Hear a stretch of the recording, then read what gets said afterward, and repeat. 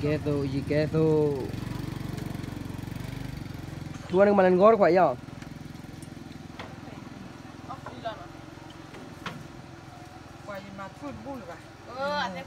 Tu ni. Thì có giờ gọi đi. Chụp lô có giờ là gọi gì hả?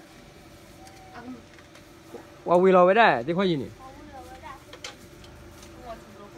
Chụp lô có giờ là thả. Gì kia chứ, phiêu liệt đấy thu.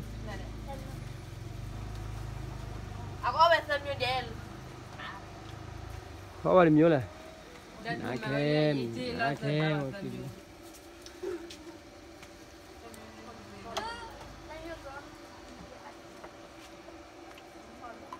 Ta cô giờ ở cứ rồi bé.